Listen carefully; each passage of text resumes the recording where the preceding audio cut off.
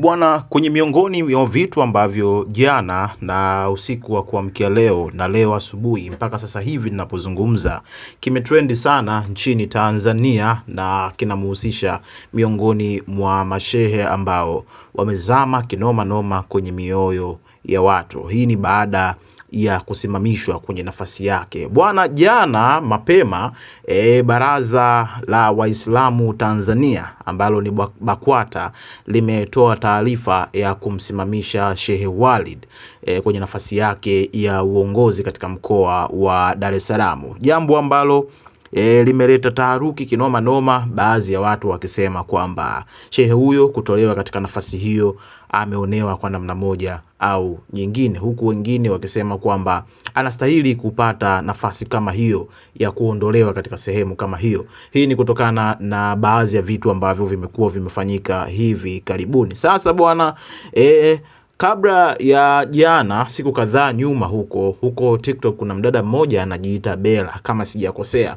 Mwanadada huyo analalamika kwamba Shehe Walid amekuwa akimnyanyasa na akimpa vitisho kwa namna moja au nyingine kwa namna ambavyo mtoto wao wanamlea. Ikumbukwe mwanadada huyo anasema kwamba amezaa na Shehe Walid, lakini Shehe Walid anampa vitisho. Shehe Walid anafanya vitu ambavyo havieleweki namna moja au nyingine, na ameshajaribu kwenda mahakamani, ameshajaribu kwenda kwenye sehemu tofauti tofauti, lakini hapati ile impact ambayo yeye alikuwa anahitaji kwa namna moja au nyingine. Jambo ambalo limekuja kutokea hapa ni kwamba mwanadada huyo, baada ya kuachia series ya clips nyingi ambazo zimekuwa zikimzungumzia, huku wengine wakimwambia kwamba anaigiza, azungumzi uhalisia, anazungumza vitu ambavyo havipo, jambo ambalo lilimfanya mwanadada huyo atoke hadharani aweze kuleta vitu ambavyo vina support, na maanisha supporting evidence.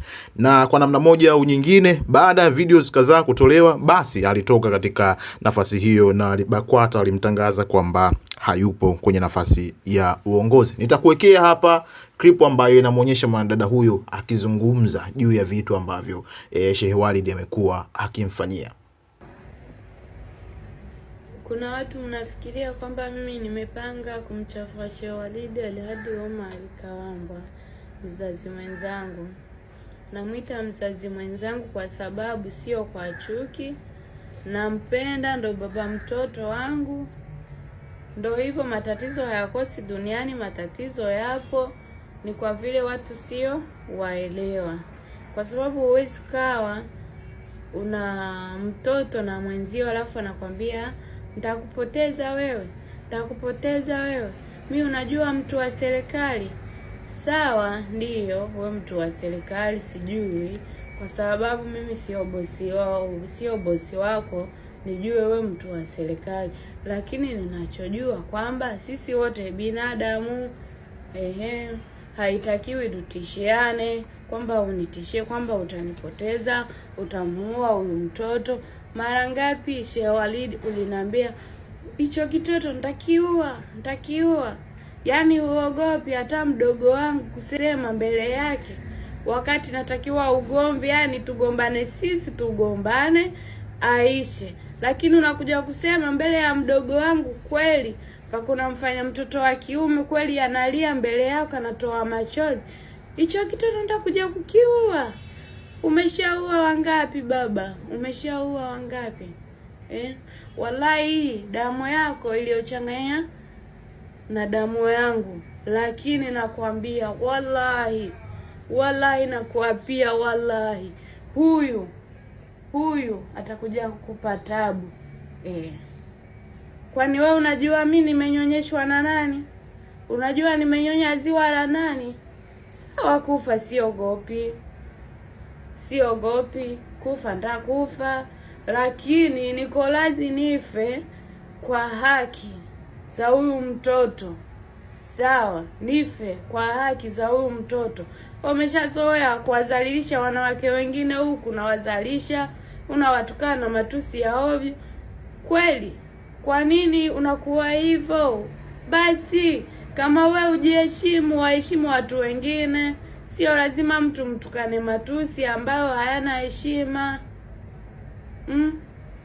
Mtu na bora umnyamanzie, sio umtukane. linda heshima yako. Watu wengi wanakuheshimu, lakini vitendo vyako hapana. Mimi sikuchukii, sina chuki na wewe, najua na mzigo wako na damu zako hapa. Unanitesa, unanipa manyanyasiko mimi.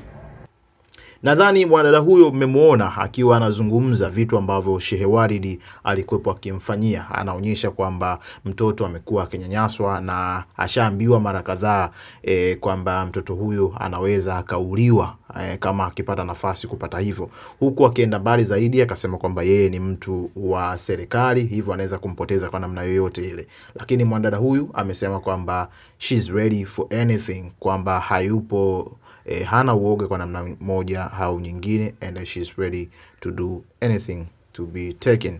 Yani anaweza kufanya kitu chochote kile ili mradi yeye aweze kuishi na mtoto wake. Sasa bwana, jambo ambalo linakuja hapa, inasemekana kwamba BAKWATA wamemtoa Shehe Waridi kama mbuzi wa kafara ili asiweze kuharibu image nzima ya taasisi hiyo ya Kiislamu nchini Tanzania. Wewe baada ya kuangalia klipu hii na kwa kutumia akili yako kuchuja mambo, unalizungumziaje hili swala? Je, unadhani kwamba claims ambazo mwanadada huyu amezitoa dhidi ya Shehe Waridi ni za kweli au mwanadada huyu anatafuta kiki? Na kama kweli anatafuta kiki, je, ni kwa nini Baraza la Waislamu nchini Tanzania BAKWATA limuondoe katika nafasi yake ya kuwa shehe wa mkoa wa Dar es Salaam? Bwana, hii ni Nyayo TV. Kama ni mara yako ya kwanza kutembelea katika YouTube channel yetu hii pendwa Nyayo TV, ni vyema kubonyeza kitufe cha alama ya subscribe hapo chini ili uwe miongoni mwa wanafamilia wapya wa YouTube channel yetu hii pendwa. This is Nyayo TV. Thank you for your time. Until next time.